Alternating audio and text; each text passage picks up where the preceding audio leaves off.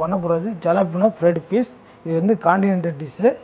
அதோட மிக்சிங்கை வந்து இப்போ நம்ம பார்க்க போகிறோம். ஃபிஷ், ஜலப்பினோஸ், கட் பண்ண லெமன், சாப் பண்ண பார்ஸ்லி, உரிச்சு வைக்க எக், தேவையான அளவு சால்ட், தேவையான அளவு வாட்டர். சொன்ன மாரி அதோட மிக்சிங்கை எப்படின்னு இப்போ காமிக்கிறேன். இது தேவையான எக்கு, ஒரு டீஸ்பூன் மைதா, நம்ம ஆல்ரெடி சாப் பண்ணி வைக்கிற ஜலப்பினோஸ், சாப் பண்ண கார்லிக், சாப் பண்ண பார்ஸ்லி, தேவையான அளவு சால்ட் போட்டுட்டு ஒரு லெமன் ஜூஸ் இது மிக்ஸ் பண்ணுறோம்.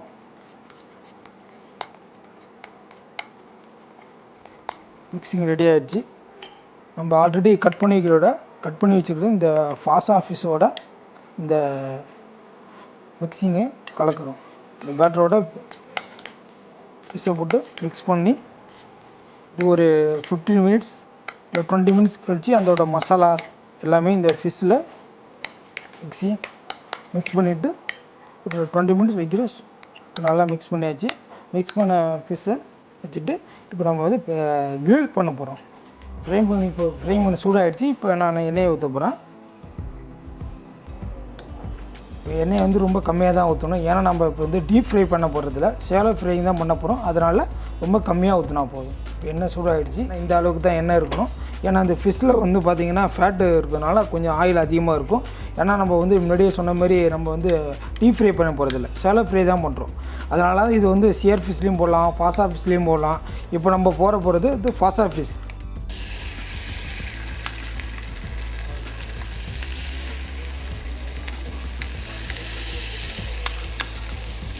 இந்த மசாலாலாம் மேலே அப்ளை பண்ணால் தான் அதோட சாப்பிடும்போது இந்த டேஸ்ட்டாக கிடைக்கும்.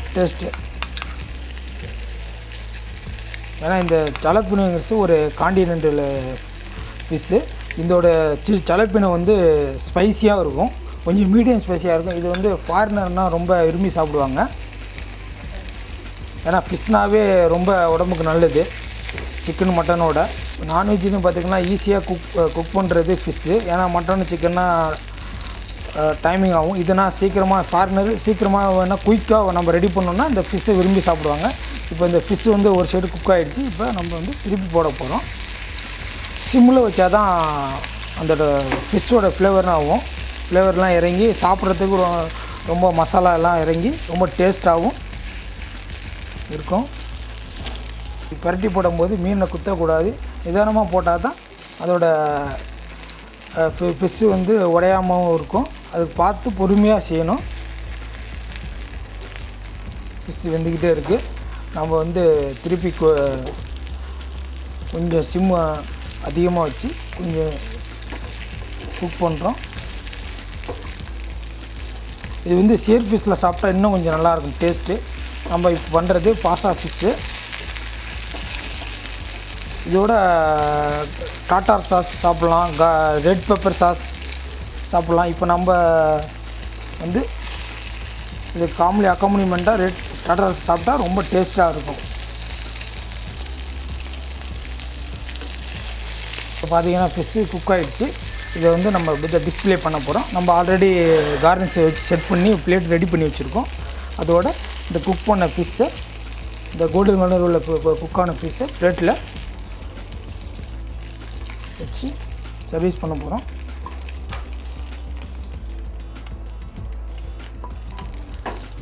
சரி, இப்போ பார்த்திங்கன்னா அந்த காம்ப்ளிமெண்ட்ரியாக இந்த ஃப்ரை பண்ண ஃப்ரெஞ்ச் ஃப்ரை. இதுக்கு இன்னொரு முக்கியமான விஷயம், நம்ம முன்னாடி சொன்ன மாதிரி டாட்டாஸ் ஆல்ரெடி ரெடிமேடாகவும் இருக்கும், நம்ம ரெடி பண்ணலாம். இதில் வந்து பார்த்திங்கன்னா சாப் பண்ண onion, minus, salt, pepper mixing தான், வேறு எதுவும் இல்லை. இதை வந்து இதோடு வச்சு நம்ம சர்வீஸ் பண்ண போகிறோம். இதில் மேலே கார்னிஷ்னு பார்த்திங்கன்னா ஆல்ரெடி நம்ம சாப் பண்ண பார்ஸ்லி மேலே போட்டு